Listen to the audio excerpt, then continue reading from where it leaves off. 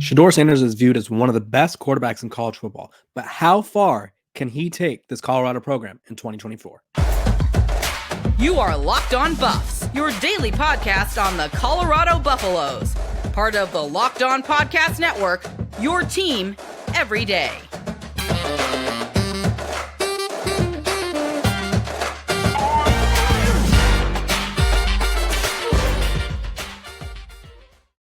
Welcome to Locked On Buffs. I am your host, Kevin Borba. Today's episode is brought to you by FanDuel. Make every moment more. Right now, new customers join today and you'll get $200 in bonus bets if your first bet of $5 or more wins. Visit FanDuel.com/LockedOn to get started. We also brought to you by the Locked On Podcast Network. It's your team every day for free and available wherever you get your podcast. Colorado has one of the best quarterbacks in the country in Shedeur Sanders. We know this. We know it for a fact. He grades out with the best of them. But how far can he take this program and this team in 2024 when they embark on their journey to the Big 12? Realistically, there's three things that will help him. Just as three things in terms of that will boost his game even more than it was last season, which is quite impressive if you think about it. For starters, with the worst line in college football, he won 4 games. Now, I think just to circle around and kind of tell you where I think he could take them, at a minimum, he could take them to a bowl game. I think a bowl game is a realistic expectation. If Shedeur Sanders hits another level, they could very well be contending in the Big 12. And here's why. He was winning 4 games, kind of could have won 5 or 6. Obviously, we don't want to play the what-if game, but was a few plays away from winning 5 or 6 games with the worst offensive line in college football. You upgrade your offensive line, you bring in 5, 6, kind of 7 new guys because Tyler Brown couldn't play either. So they bring in 7 new linemen is what I'm going to say. And they are all proven at the FBS level. Some of them have played Power 5 football, which is a major upgrade compared to last season. And then also you have guys like David Connor, make it 8, who didn't get to play last year. So this offensive line going to be a completely different unit. And he was putting up numbers with that offensive line. And for reference, no matter how good you are, you always have a flaw. So according to PFF, when he was kept clean, he completed 76.5% of his passes through 19 touchdowns, no interceptions. Under pressure, his completion percentage dropped to 48.4%, 8 touchdowns, and that's when he threw all 3 of his picks is when he was pressured. Under the blitz, when he was blitzed, his completion percentage dropped to 62.3. He had 11 touchdowns and obviously the 3 picks. So teams knew that if they were able to get to him, they were able to force him to make mistakes. If he has an offensive line that could protect him, there's going to be less mistakes to be made, and he already makes not that many mistakes as it is. And then also, it's worth noting, for plays out of certain concept, they literally were unable to use the play action. So he had 140 passing attempts out of the play action. With no play action, he had 387, and no screens, 452. So majority of his passes, which that's obviously including the play action, the screen, and all that, he had 527 passing attempts, or 527 plays, 435 attempts, 298 of them were completed. Majority of the time he struggled was in the play action because they had no run game, which leads me to my next point. While Shedeur Sanders, this is all about Shedeur Sanders taking that next step, which we've seen him dramatically improve each and every year, having a rushing attack to help complement him, help give him the play action, that opens up a whole nother aspect of his game we didn't see at Colorado, because realistically, they had no rushing attack. They could have kind of forced the running backs to run the ball, but getting 2 yards per carry isn't enough to make defenses worry about, oh no, they might run the ball, because they know Shedeur is going to drop back and Shedeur is going to have to throw the ball and he's going to have to beat us. And unfortunately, they didn't have the defense, the offensive line, or the secondary as a whole outside of Travis Hunter to really force teams to really keep themselves in games. But the other thing that'll help Shedeur take that next step and help Colorado reach a bowl game and beyond is the fact that he's improved each and every year of his college career. So from year 1 to year 2 at Jackson State, he saw his completion percentage go up 5 points, going from 4 points, if you will, basically 66% to 70%. He threw for 500 more yards. His average yards per completion was about the same, 7.8 to 7.7.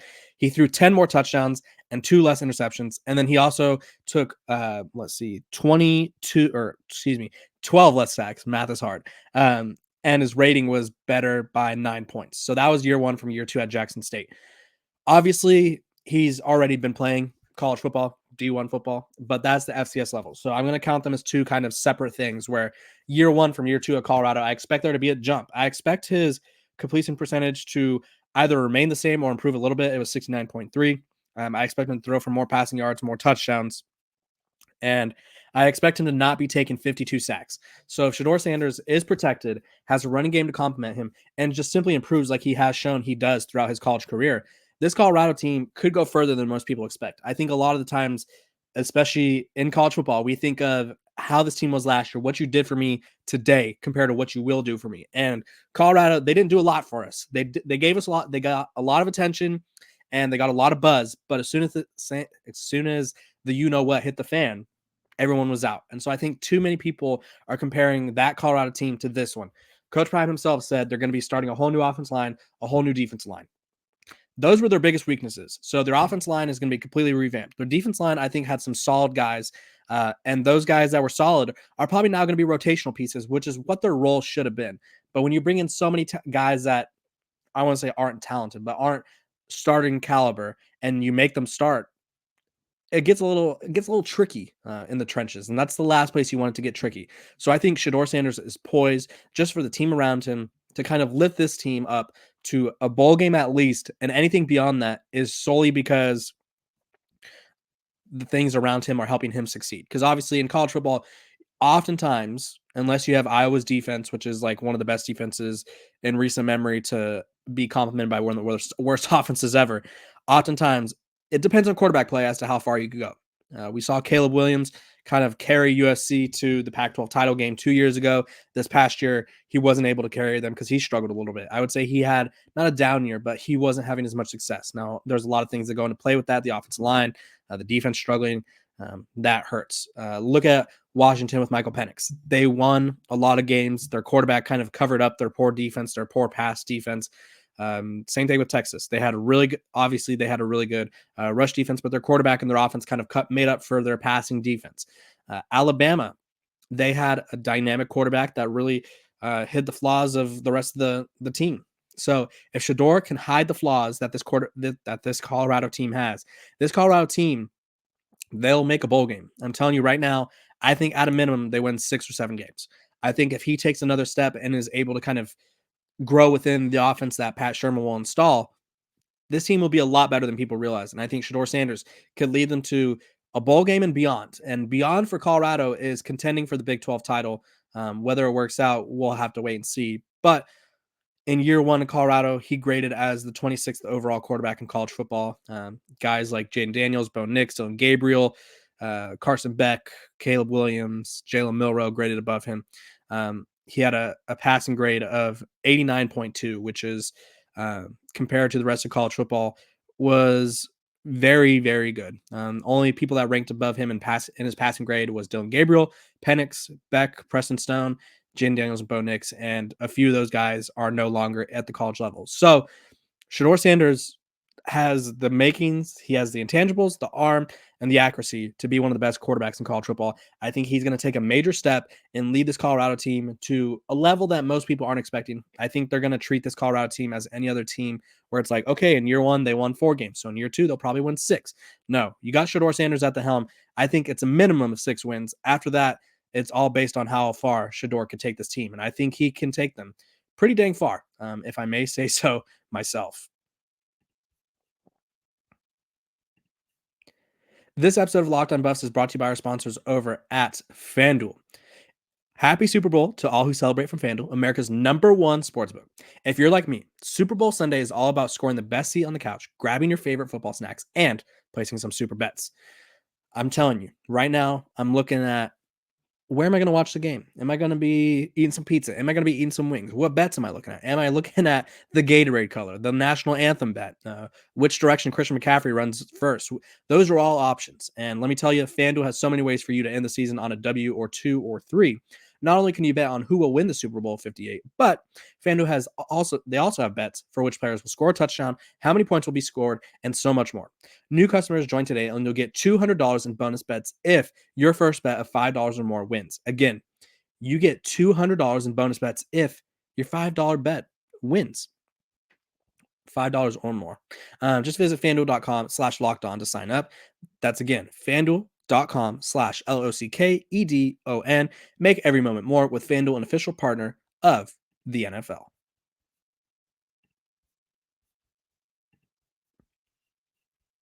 Welcome back to Locked On Buffs. I appreciate you guys for tuning in, making me your first listen of the day. We're free and available wherever you get your podcast. Make sure to like, subscribe, follow. I appreciate you guys for tuning in, making me your first listen. Okay, Colorado is at it again with the military training, and I see a lot of people hating on them on social media. And again, I think a lot of people are blowing this way out of proportion in the sense that they think, which I think a lot of people want to kind of they want to take shots at Colorado any chance they get. And so they see this team going 4-8, and then they're like, oh, so now they're going to train with Marines, and that's going to help them win games. And people are missing the huge point. They're missing the biggest point. It's like if I told you 2 + 2 = 4, and you're like, yeah, but 5 + 5 = 10. So like that doesn't make sense, right? Yeah, it's not supposed to, because that's what the criticism of Colorado right now I'm seeing doesn't make sense at all. People are getting on them for training with the Marines or the military. First of all, thank those men and women for their service. Second of all, Colorado training with the Marines, the military, is not about winning football games. That is not the sole reason of this. The sole reason of the training is to make them stronger mentally, physically, emotionally, if you will. It's to help them bond. I don't know if you've noticed, but if you watch I would say 90% of the clips I've seen from their training is team based. So they're doing stuff as a team. They're carrying weights as a team. They're carrying someone. They are bonding as a team.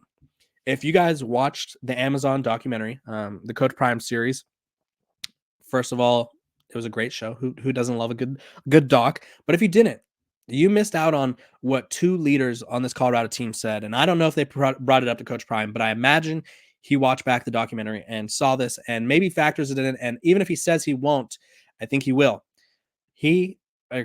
Travis Hunter and Shane Cokes, two of the best players and leaders on this team, both talked about how difficult it was for a team full of, we'll call it 70 to 80 new guys. 75. We'll just call it 75.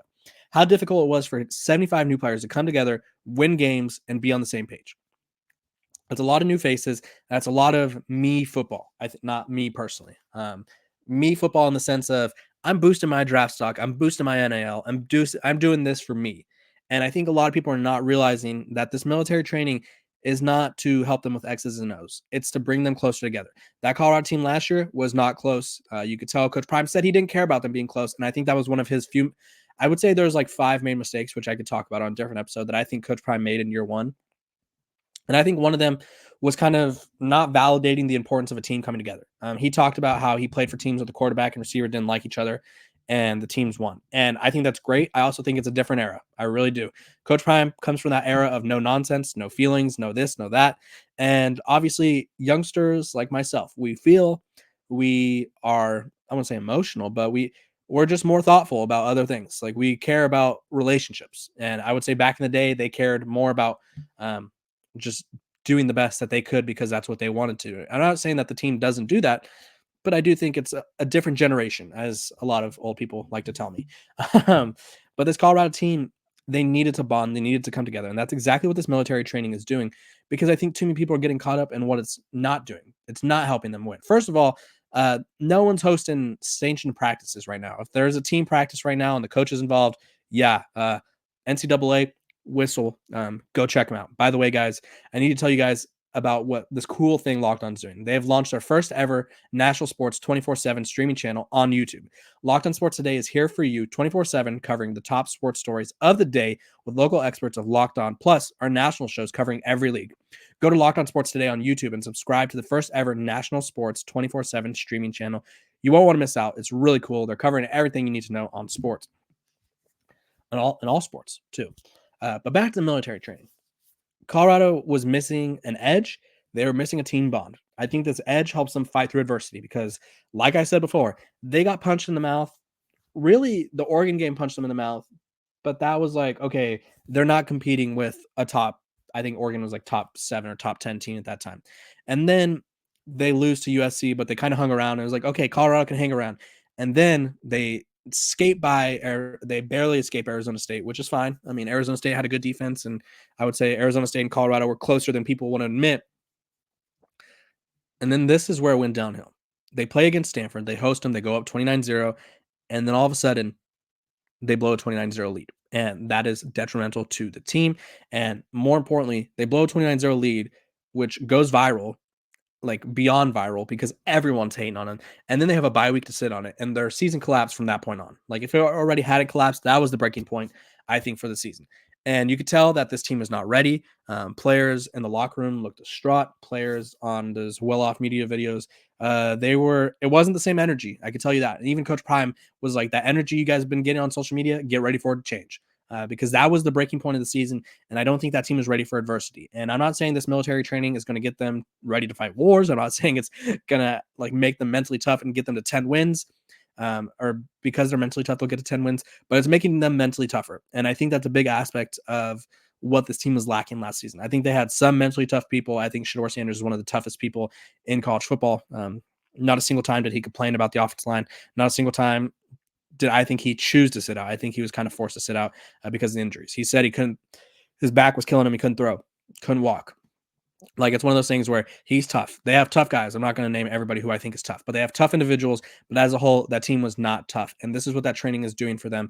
It's boosting them up so that way they could kind of build and be ready for anything, because they're going to have to be ready for anything next season. And we already know just how tricky it is to handle those tough stretches, which Colorado has a very tough stretch, which I'm going to be talking about with on tomorrow's episode with Scott Proctor. You guys won't want to miss it. You guys also won't want to miss my dissection on Colorado's linebacker issue when we come back.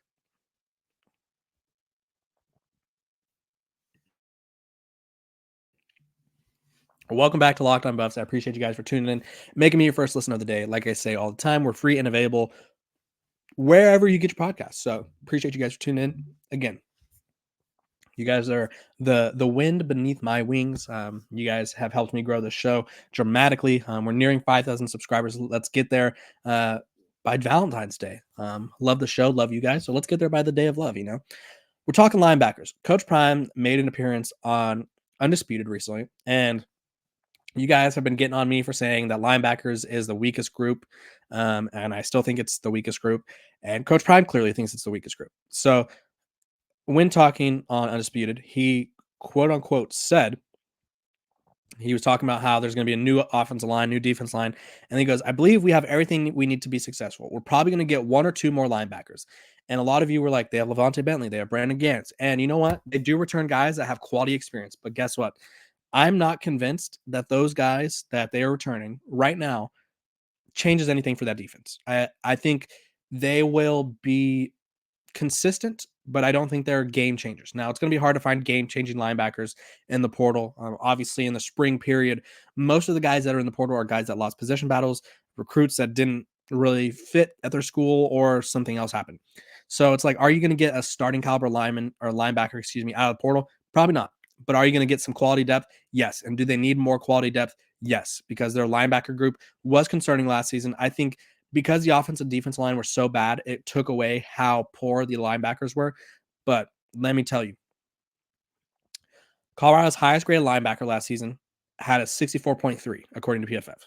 He only logged 46 snaps on defense. In terms of the other linebackers that played 100 or more snaps, the highest grade came out to 60.6, which was by Marvin Hand II, who is no longer with the program. So everyone else was at at 59 or below, which ain't going to get it done. Now, obviously, you can't build your team off of PFF grades. PFF grades don't always win.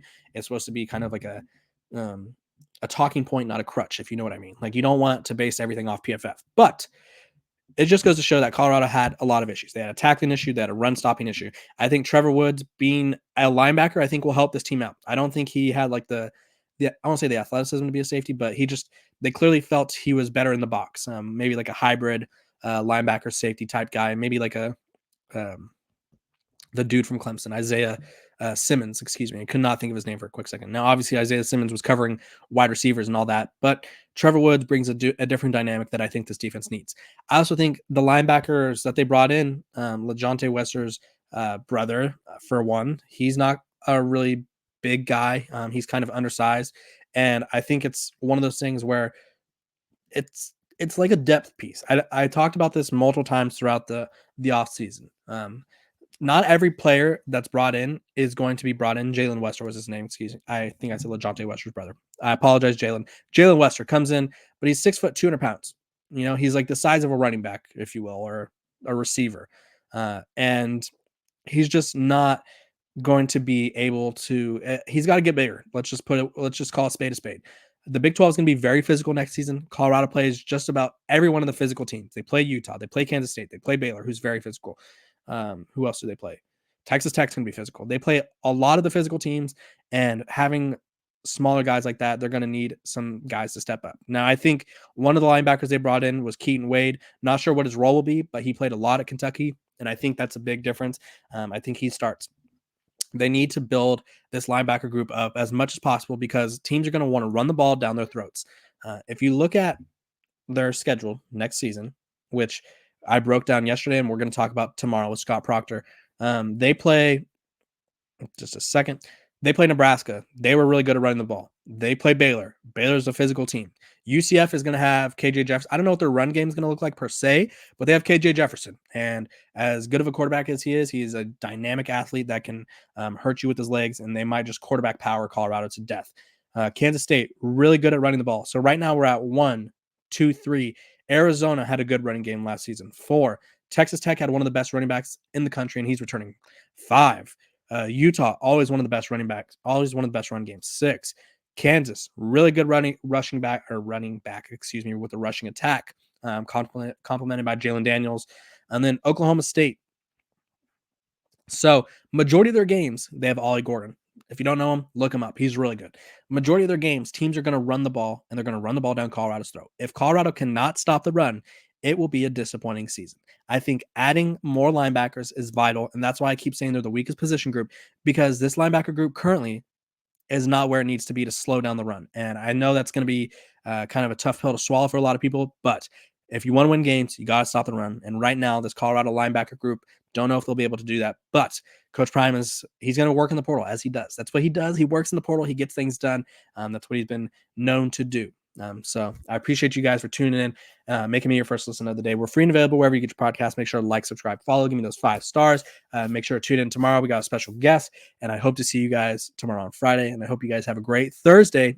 Enjoy the sunshine. If it's sunny where you're at, if it's raining, enjoy the rain, I guess.